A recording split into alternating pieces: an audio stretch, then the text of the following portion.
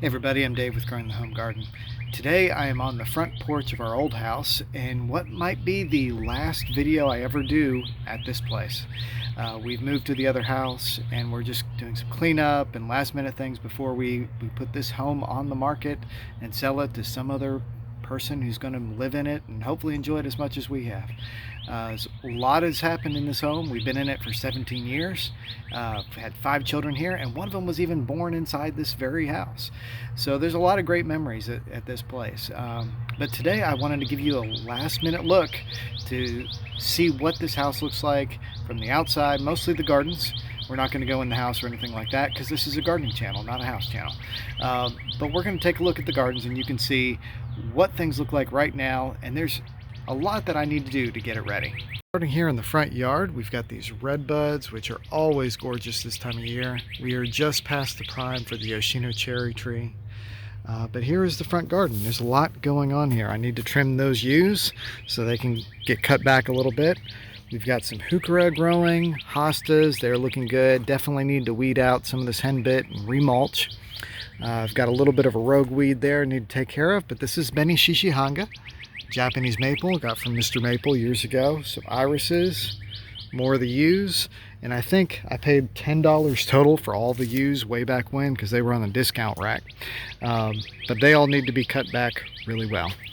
Arborvitaes right there, and if you don't grow this, you probably should. It's really cool. It's just some Phlox subulata, or moss phlox is the other name for it.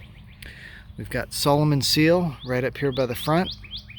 I've got some red buds that I need to remove from this area because they can't stay this close to the house area. But we'll probably transplant those over to our current property. We've got a nice carpet here of thyme all over the place. I'll probably take some more sprigs of that and transplant it over to the new house. One of our favorite perennials is catmint. This is Walker's Low, and it's just always an excellent performer.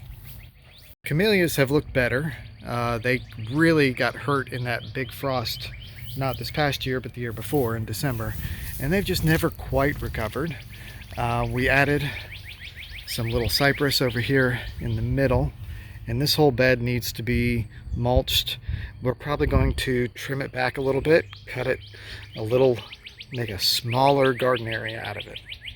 One of my favorite plants here is this honeysuckle. It is most likely the major Wheeler variety, although I took it as a cutting from my parents' house, and so I don't really know for 100% certain what it is, but it is the red one, and I'll give you a link to more info about this particular variety. On the opposite side here, I've got a Shasta viburnum. It's really not doing a whole lot, I think mostly because it's got a lot of shade. But then we've got the Jane Magnolia, which is the deciduous type of magnolia, right on the side, and we have another Shasta viburnum. And this is my favorite feature of these plants here, how they kind of form a double line of flowers down here. This is why it's called a double file viburnum. Got another redbud tree growing nice and beautiful right over here next to the cedar tree. And then that arbor right there, I built that arbor many years ago with the help of my dad and my wife as a 48-hour blog challenge for Better Homes and Gardens. That's probably can't even find info on that online anymore, it's been so long. But then there's a beautiful Sango Keku Japanese maple up there. I love that thing, the color is amazing. And we walk through, and this takes us over to the shady garden area. Ajuga reptans is kind of creeping through the pathway. It is a little bit invasive, so if you can't control it, I don't recommend planting it. And we had some wind damage here. We can fix that. So, and that's an oak leaf hydrangea, but I don't think it's going to make it. We had the roof redone a couple of years ago, and some of the roofers dropped shingles on top of it. They had tarps all over it to try to protect it, but that just wasn't enough with those heavy shingles. But over here we have hellebore, Lenten rose, mixed in with a beautiful Japanese painted fern, and a whole bunch more of Solomon seal. And I really like, there's a couple kinds of Solomon seal, but I really like the variegated type, and that's what these all are. Here, you see kind of that variegation on the leaves. On the other side of the garden, over here in the shady area, are peonies. And those probably need to be transplanted to a much more sunny location. But this whole area just needs to be cultivated back to ground so that somebody can do some things with it. It'd be a good spot now for hostas. It used to be in full sun. This is a type of viburnum. It's arrowwood. I believe it's blue muffin is the variety of that. And then we have this, which needs to be cut out. That is an invasive rose bush. And we've got more hellebore. Over there we've got Solomon seal, a whole bunch of wild violet, and this is the hosta garden. I never have to mulch this because these hostas grow up so well and so thickly together that it completely shades the ground underneath them. But you can follow those out here, and the hostas are looking really good coming over this way. But I've got to get in here and do a lot of weeding. On the other side, this is a heuchera that I grew from seed, and another one just like it right there. Both of those were grown from seeds. And then more hellebore right here. Hellebore are never bothered by deer, which makes them an excellent plant here because we do get quite a few deer. More juga that's kind of gone all over the place. These actually came from my wife's grandmother's house, which is why we have them. I'm not sure I'd recommend planting them, but they do make a nice thick ground cover. Viburnums are my #1 favorite shrub, and I wish you could smell this because it is amazing. But this is a variety, it's Viburnum Burkwoodii, and I believe Mohawk was the variety name of it. And it is a fragrant viburnum that originated from the Korean spice viburnums, but it is amazing. This Shasta viburnum is looking nice, but it doesn't have any blooms. They probably did not make it last year. I would suspect that it will bloom out pretty nicely in future years. Now the deck here is going to all need to be redone. We're going to take that off and start over with it. And we got to trim back those boxwoods. So that's yet another thing to do. And this Japanese maple right here has grown so much over the years, but this was a Father's Day present for me many years ago. And this patio, we built it, even though it is completely overgrown right now. We need to come in, clean out all the weeds. And part of the problem is we're not actively living here at the moment, so we are having to come in and do cleanup here and there, and we just need to get this all done and sold so someone else can be the caretaker. Over here on this side is a patio peach, and these are really gorgeous. The only problem with this particular one is that the trees that we planted over here on the side grew up and started shading it out. So you notice that its pattern grew over here to this direction. And that's not the ideal way for it to grow, but that's what happened. And I did get a couple seedlings off of it that I've transplanted and moving to our other property. So over here, lemon balm is a very nice plant to have, although it will spread. So I do recommend you cutting it back after it's bloomed. Every time. And then that is a witch hazel, really great plant in the wintertime when it blooms, and then it gives the bees and native pollinators something to come to and enjoy. And the vegetable garden is mostly taken down at this point. I took down all the fencing, which we had up to keep the deer out. You can see there that what's happened over the years is carpenter bees have drilled into there, and then woodpeckers have gotten into it, and then they've just kind of gashed the whole thing. So those wooden posts are pretty much worthless. I need to get rid of them. We've got a lot of pots and things I need to clean up and organize, but all the raised beds are gone. Most of the wood and lumber is gone, and we're going to just clear this all out. Try to level it all and turn it back into yard space and let the next person who comes in do what they want to do with everything.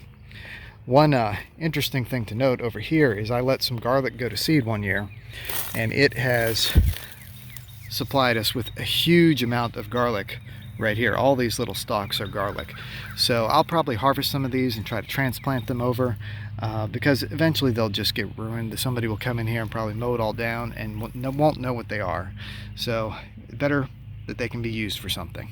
So in that little greenhouse, I'm not sure if I'm going to leave it or try to take it with me, but it was the $250 Harbor Freight greenhouse that I bought way back in, I think, 2011. And it's done okay. I've had a couple panels pop out every now and then, but they've been able to be retrieved, and it's done really well overall. So many years ago, my dad helped me build this shed. I think it was back in 2009, 2010-ish. And it is definitely in need of some renovation here and there. We've got a few windows. The bottom one right there, my daughter was shooting a bow and shot the arrow right into that little window. So there's a few updates and things that it needs. It also had some carpenter bee damage to it and woodpecker damage. Nothing major, just some small things. I wish I could bring this tree. I wish I could transplant it. This is one of my favorites. This is Germain's gyration, Japanese maple. I love the thread leaf patterns on those leaves, and the branches just kind of twist and turn, and they just look amazing. And here's a red buckeye tree. I've actually got a couple in pots that I'm moving over to the other property. These are beautiful this time of year, great for hummingbirds. They love the flowers on them, and then they produce these little buckeyes that you can plant and grow more of them. We do have a few fruit trees around. This is a Gala apple tree, and it is just at the age where it's starting to fruit. It does need to be sprayed in the middle of the year to prevent cedar apple rust. That is a pear tree, and it is actually a fruiting pear tree. I think I've got one there and one here. Those are not Bradford pear trees. I hate those things, but these are excellent trees to have because they actually produce food that you can eat. You can see another redbud. Almost all the redbud trees that I've got here are ones I've either grown or transplanted to the property. We've got a few blueberries that are still in this bed here. I probably need to go ahead and transplant them and then just take this complete bed out. There's really not much here. There is some Monarda, which is a really aggressive grower, but it is native, so it's a good plant to have for pollinators, but there's really not a whole lot else here in this little space. Probably be better just to have a cleaned up garden area for someone to start with. So guys, that's kind of where we're at right now. We've got a lot of work still to do to get this yard cleaned up and ready to go for somebody to start fresh. But I do have to say I'm going to miss the place. We've got a lot of opportunity where we're at now. We'll be on 7 1/4 acres as opposed to the 1 1/3 acre that we've got here. But when you've been somewhere for such a long time, it kind of grows on you. Or maybe I guess we grew on it, and maybe we grew out of it because of all that. But it's been a nice place to have. We've enjoyed it, and I hope somebody coming in also does. Well, guys, I hope you enjoyed this last walkthrough of our past garden. It's been great to be here for 17 years, to be on over an acre of property where we could do what we wanted with it, grow the garden we wanted to grow, and now we've got a bigger opportunity to do the same thing over again, but with more space and maybe more stuff. So I hope you'll follow along, hit the like button, subscribe, and check out what we do next. So thanks again for watching Growing the Home Garden, and we'll catch you next time.